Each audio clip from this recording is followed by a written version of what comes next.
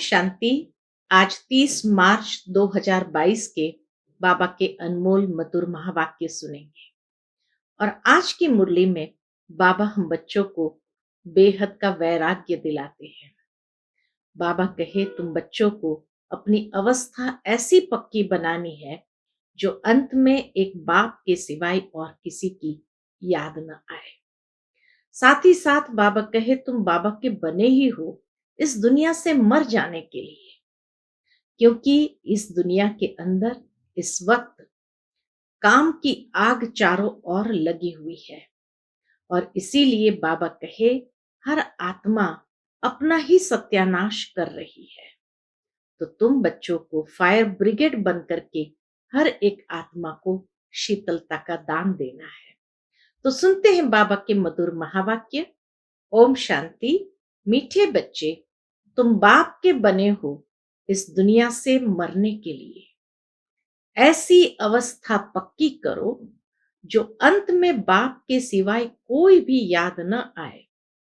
प्रश्न है आज की मुरली से, सबसे तीखी आग कौन सी है जो सारी दुनिया को इस समय लगी हुई है? उसको बुझाने का तरीका सुनाओ।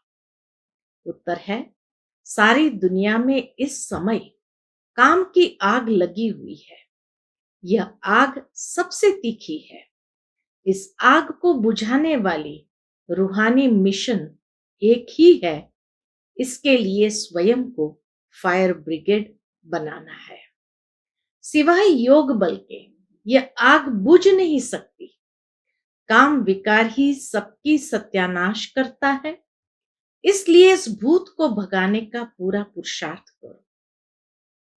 आज की मुरली से पहले गीत बजा है, महफिल में जल उठी शमा परवानों के लिए। ओम शांति। जो अच्छे अच्छे सर्विसेबल बच्चे हैं वह इस गीत के अर्थ को अच्छी रीति समझ जाते हैं। इस गीत को सुनने से सारे सृष्टि चक्र, रचता और रचना के आदि मध्य अंत को जाना जाता है। गीत बजाया जाता है कि मनुष्य जान जाए। क्या जाने? बाबा कहे गीत बजाया जाता है कि मनुष्य जान जाए। किस द्वारा? ज्ञान के सागर द्वारा। बच्चे जानते हैं कि हम बाप के बनते हैं इस पुरानी दुनिया से मरकर अपने परम धाम जाने के लिए। यह पुरुषार्थ और कोई करा न सके। मरने का पुरुषार्थ बाबा कहे कोई करा न सके सिवाय एक बाप के। बाप कहते हैं मेरा बनने से तुमको इस दुनिया से मरना होगा। पिछाड़ी में ऐसी अवस्था पक्की होनी चाहिए जो सिवाय एक बाप की याद के और किसकी भी याद न आए। तुम बच्चे जानते हो क्षमा आई है परवानों को साथ ले जाने के लिए। परवाने तो ढेरों के ढेर है। बाबा कहे परवाने तो ढेरों के ढेर है। प्रदर्शनी में भी देखो कितने ढेर आते हैं। कई बच्चे तो प्रदर्शनी का अर्थ भी नहीं समझते होंगे। पुरानी दुनिया को फिर नई दुनिया बनाने की प्रदर्शनी। पुरानी दुनिया का विनाश हो, नई दुनिया की फिर स्थापना कैसे होती है, यह संगम पर ही दिखाया जाता है। दोनों इकट्ठे तो हो न सके। बाबा कहे दोनों इकट्ठे तो हो न सके, एक खत्म होनी है जरूर। तुम्हारे में भी जो अच्छे अच्छे बच्चे हैं वह जानते हैं राम राज्य अर्थात नई दुनिया स्थापन हो रही है। राम राज्य स्थापन होने के बाद रावण राज्य खत्म हो जाएगा। जब तुम राम राज्य के भांति बनते हो तो तुम्हारे में कोई भी भूत नहीं होना चाहिए। भूतों को भगाने की कोशिश करनी चाहिए। पहले पहले काम अग्नि को बुझाना है। अपने लिए फायर ब्रिगेड बनना है। यह आग सबसे तीखी और बिल्कुल गंदी है। सिवाय योग बल के बुझा नहीं सकती। सो भी यही सवाल है, बाबा कहे सो भी यही सवाल है सारी दुनिया का। सबको काम की आग लगी हुई है। इस आग को बुझाने वाली रूहानी मिशन एक ही है। उनको जरूर यहां आना पड़े। हाँ, ये रूहानी मिशन को जरूर यहाँ आना पड़े। कहते भी है, हे पतित पावन आओ। तो पतित पावन बाप आकर के ये रूहानी मिशन यहां से आरंभ करते हैं। पतित कामी को कहा जाता है, हे काम की आग, भूत को भस्म करने वाले आओ। इसीलिए बाबा को पुकारते हैं कि हे काम की आग, भूत को भस्म करने वाले आओ। यहां मेजॉरिटी तो पतित है, भल कोई पवित्र रहते हैं। तुमको युक्ति बताता हूं, इनको कैसे बुझाऊं। बाबा कहे तुमको युक्ति बताता हूं कि इनको कैसे बुझाओ। ये काम अग्नि भी अलग अलग लेवल की है ना। तो बाबा कहे ये काम अग्नि भी सतो रजो तमो में आती है। तमो प्रधान वह है जो बिल्कुल रह नहीं सकते। आग लगी रहती है। मनुष्य की सत्यानाश ये काम विकार करता है। सतयुग में कोई दुश्मन होता नहीं। वहां न रावण होता, न मनुष्य के दुश्मन होते।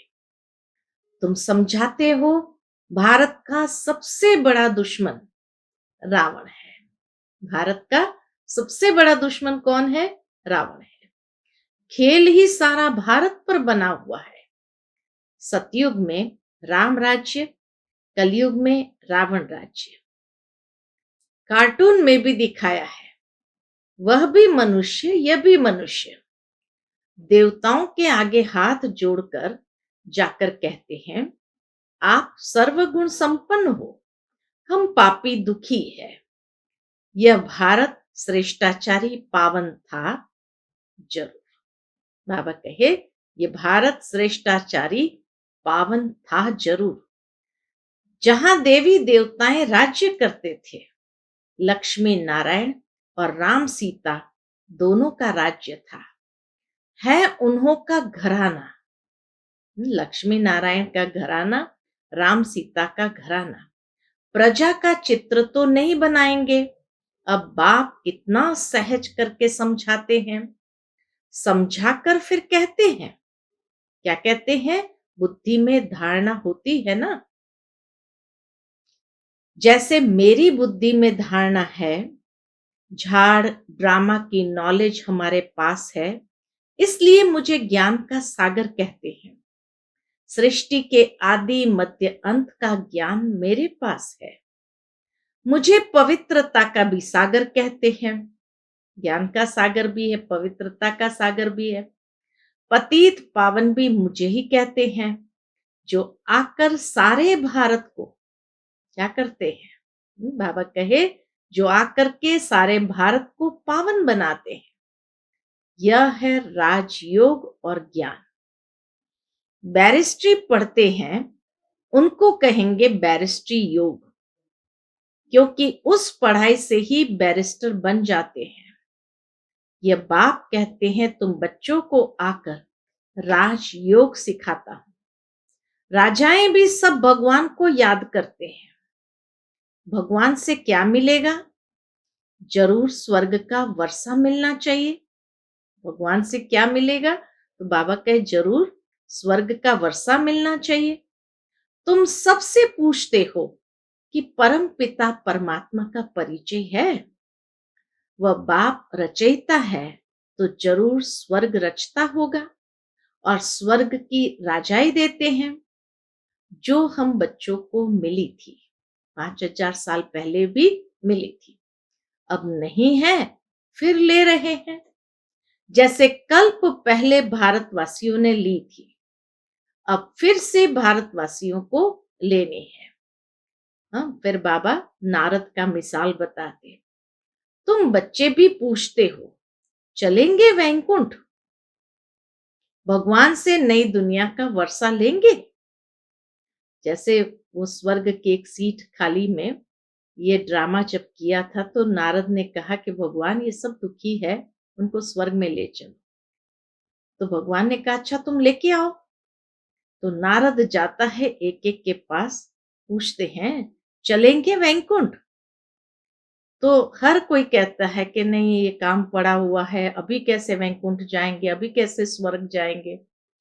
तो हर एक प्रकार के लोगों से पूछा, सभी को, चाहे बूढ़े हो, बुजुर्ग हो, बीमार हो, सन्यासी हो, जो पुरुषार्थ करते उनको, लेकिन हर कोई ने अपना अपना बहाना बताया। तो ये नारद का मिसाल बाबा सुनाते हैं।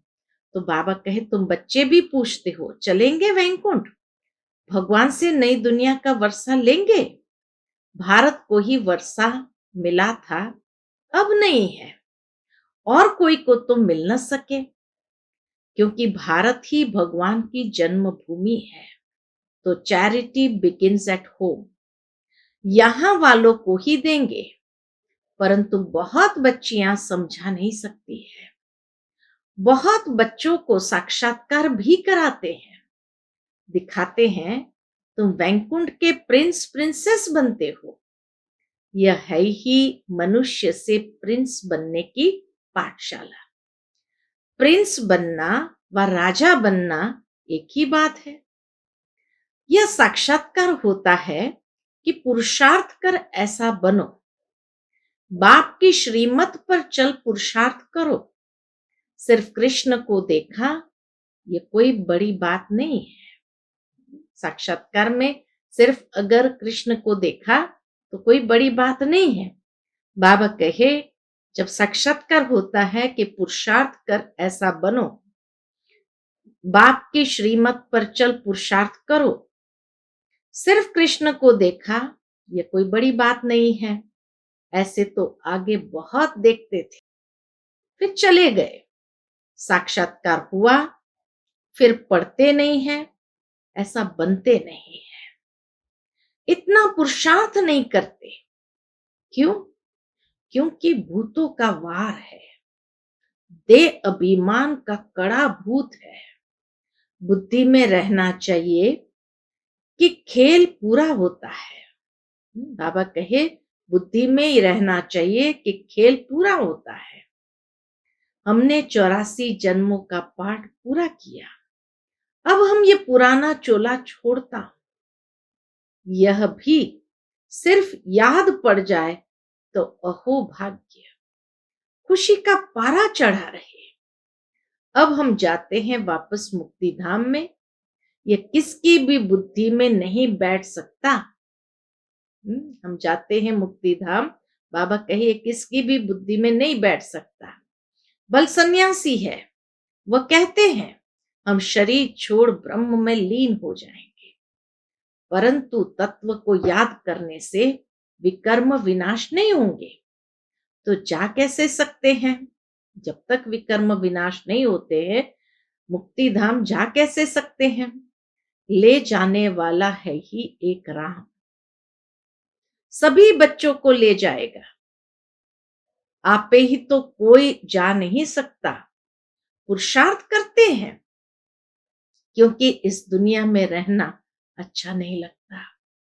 कोई फिर कहते हैं हम इस नाटक में आए ही नहीं।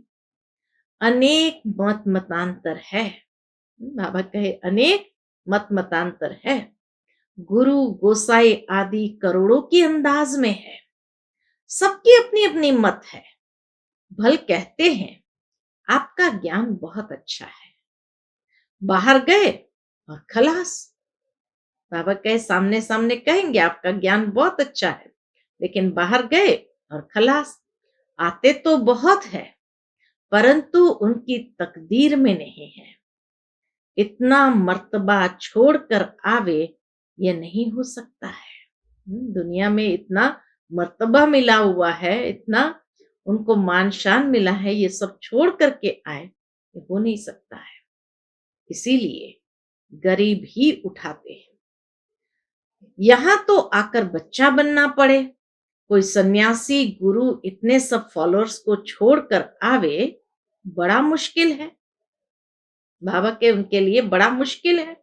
सो भी यह प्रवृत्ति मार्ग मेल फीमेल दोनों को इकट्ठा रहना पड़े, निश्चय बुद्धि वालों की झट परीक्षा ली जाती है। देखे, गुरुपना छोड़ते हैं, बाबा का बनना पड़ता है ना। बाबा किसको भी समझाने का सहज उपाय ही समझाते हैं।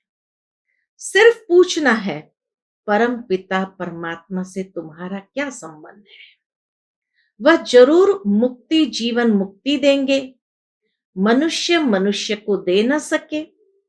बाबा से वर्षा लेने के लिए आकर सीखना पड़े। श्रीमत जो कहेगी सो करेंगे। पहले पहले निश्चय बुद्धि चाहिए, फिर श्रीमत जो मिले। पहले पहले परिचय ही बाप का देना है। ढेरों के ढेर आते हैं, कहते हैं ये बहुत अच्छी चीज है, परंतु खुद थोड़ी खड़े होते हैं। थोड़ी खुद में हिम्मत आए ये बाबा कहे नहीं होती, परंतु खुद थोड़ी खड़े होते हैं, सिर्फ अपनी राय देकर चले जाते हैं। यह मालूम नहीं पड़ता कि यह किसकी मत पर चल रहे हैं। कहते हैं ऐसी प्रदर्शनी तो जगह जगह होनी चाहिए। ये भी राय देते हैं ऐसी प्रदर्शनी तो जगह जगह होनी चाहिए। मत देने लग पड़ते हैं। अरे, ईश्वर को थोड़ी मत दी जाती है। बाबा के उनको कहो, ईश्वर को थोड़ी मत दी जाती है, परंतु प्रैक्टिस पड़ी हुई है मत देने की। कारण क्या है? तो बाबा कहे प्रैक्टिस पड़ी हुई है मत देने की, बाकी खुद बैठ समझे ये नहीं। यहां कोई मत देनी नहीं है, श्रीमत पर चलना है। पहले बाप का बनना है, फिर वह जो श्रीमत दे कि ऐसे कोई को समझाओ, फिर जब किसको समझावे वह लिख कर दे। बाबा कहे पहले बाप का बनना है, फिर जो श्रीमत दे कि ऐसे कोई को समझाओ, फिर जब किसको समझावे वह लिख करके दे कि मुझे तो श्रीमत पर चलना है। तब समझे कि कुछ ठीक समझा है। आते तो ढेर है, परंतु अच्छी तरह समझते नहीं है। ज्ञान के मत वाले बनते नहीं है। इस समय सब है भक्ति के मत वाले। जब तब पाठ आदि सब भक्ति के लिए करते हैं। भगवान कहते हैं आधा कल्प तुमने भक्ति की है भगवान से मिलने के लिए। सब भगत ठहरे, भगवान तो एक ही है। एक को ही कहते हैं पतित पावन, तो खुद भी सब पतित ठहरे। यह है रावण राज्य। इस कल्प के संगम का ही गायन है। कल्प के संगम युगे युगे बाप आते हैं। सतयुग है कल्याणकारी। बाबा कहे सतयुग है कल्याणकारी स्वर्ग, कलयुग है अकल्याणकारी नरक। रावण है अकल्याणकारी, राम है कल्याणकारी। यह नॉलेज बच्चों की बुद्धि में टपकनी चाहिए। होना रहना चाहिए कि जाकर विचारों का कल्याण करे। कोई कोई में ऐसी खामी है जो उनसे सब हैरान हो जाते हैं। कहते हैं बाबा फलाने में ये अवगुण है। बहुत समाचार आते हैं। बाबा का कहना है समाचार दो तो सावधानी मिले। कोई अवगुण होगा तो सर्विस कम करेंगे। आजकल पढ़े लिखे विद्वान पंडित तो बहुत है, वह बहुत तीखे हैं।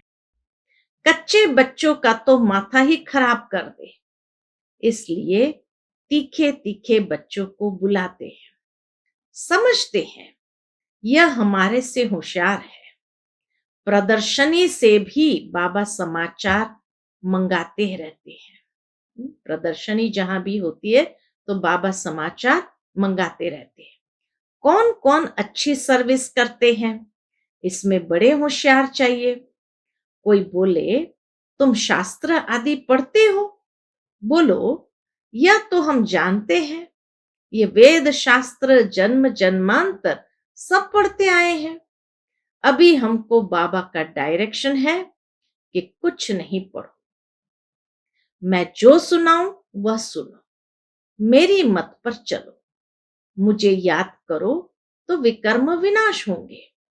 अभी मौत सामने खड़ा है, मैं आया हूं तुमको ले जाने के लिए।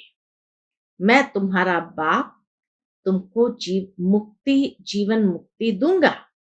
बाबा कहे, मैं तुम्हारा बाप, तुमको जीवन मुक्ति दूंगा। हर एक को ड्रामा अनुसार पहले मुक्ति में जाना है, फिर जीवन मुक्ति। सतो प्रदान में आते हैं, इसलिए कहा जाता है सर्व के सदगति दाता सर्वोदय। सर्व में सारी दुनिया आ जाती है। सर्व माना सारी दुनिया का बाप समझाते हैं। वह सब है अल्पकाल हद की सर्विस करने वाले। बेहद का सर्वोदय लीडर तो एक ही है, सारी विश्व पर दया कर विश्व को बदलने वाला है। तुम जानते हो बाबा हमको विश्व का मालिक बनाने आए हैं। एवर हेल्दी वेल्दी बन जाएंगे, परंतु इतना भी किसको बुद्धि में नहीं बैठता। 2 अक्षर भी बैठे तो अच्छा है। कौन से 2 अक्षर? हम भगवान बाप के बच्चे हैं, भगवान से स्वर्ग का वर्षा मिलना चाहिए। ये 2 अक्षर, हम भगवान बाप के बच्चे हैं और भगवान से स्वर्ग का वर्षा मिलना चाहिए। मिला हुआ था, अब नहीं है, फिर मिल रहा है। बाप कहते मुझे याद करो, वर्षे को याद करो, 1-2 को यही मंत्र दो, मैं तुम्हारा बेहद का बाप हूं। धर्म स्थापना के लिए धक्के तो खाने पड़ते हैं। बुद्धि में यह रहना चाहिए कि अब नाटक पूरा होता है, बाकी थोड़ा समय है, जाना है अपने घर, फिर हमारा नए सिर पाठ शुरू होगा। यह बुद्धि में रहे तो बहुत अच्छा। तुम बच्चों के कदम कदम में पदम भरे हुए हैं, बड़ी जबरदस्त कमाई है। खुद भगवान कमाई करने की राय देते हैं। राय पर चलने से स्वर्ग में तो पहुंच जाते हैं, परंतु स्वर्ग में भी फिर ऊंच पद पाना चाहिए। यह कमाई है चुपचाप करने की। कर्मेंद्रिय से कर्म करो, परंतु दिल साजन के तरफ हो, बस बेड़ा पार है। बड़ी जबरदस्त कमाई है। बाप की सर्विस में रहने से ऑटोमेटिकली बहुत आमदनी होती है। अच्छा, मीठे मीठे सिकिलदे बच्चों प्रति माता पिता बाप दादा का याद प्यार और गुड मॉर्निंग। रूहानी बाप की रूहानी बच्चों को नमस्ते। हम सब रूहानी बच्चों की रूहानी माता पिता बाप दादा को याद प्यार, गुड मॉर्निंग और नमस्ते। नमस्ते। शुक्रिया बाबा, शुक्रिया। आज की मुरली से धारणा के लिए मुख्य सार है। पहली पॉइंट, अब यह नाटक पूरा हुआ, हमें वापस मुक्ति धाम में जाना है। इस खुशी में रह पुरानी देह का अभिमान छोड़ देना है। दूसरी पॉइंट, एक बाप की मत पर चलना है, बाप को अपनी मत नहीं देनी है। निश्चय बुद्धि बन बाप की जो श्रीमत मिली है उस पर चलते रहना है। आज का बाप दादा का मधुर वरदान हम बच्चों के प्रति, भिन्न भिन्न स्थितियों के आसन पर एकाग्र हो, बैठने वाले राजयोगी स्वराज्य अधिकारी भव। भिन्न भिन्न स्थितियों के आसन पर एकाग्र हो, बैठने वाले राजयोगी स्वराज्य अधिकारी भव। राजयोगी बच्चों के लिए भिन्न भिन्न स्थितियां ही आसन है। कभी स्वमान की स्थिति में स्थित हो जाओ, तो कभी फरिश्ते स्थिति में, कभी लाइट हाउस माइट हाउस स्थिति में, कभी प्यार स्वरूप लवलीन स्थिति में। जैसे आसन पर एकाग्र होकर बैठते हैं, ऐसे आप भी भिन्न भिन्न स्थिति के आसन पर स्थित हो वैरायटी स्थितियों का अनुभव करो। जब चाहो तब मन बुद्धि को ऑर्डर करो और संकल्प करते ही उस स्थिति में स्थित हो जाओ। तब कहेंगे राजयोगी स्वराज्य अधिकारी। आज का स्लोगन है, वफादार वह है जिसे संकल्प में भी कोई देहधारी आकर्षित न करे। वफादार वह है जिसे संकल्प में भी कोई देहधारी आकर्षित न करे। अच्छा, ओम शांति।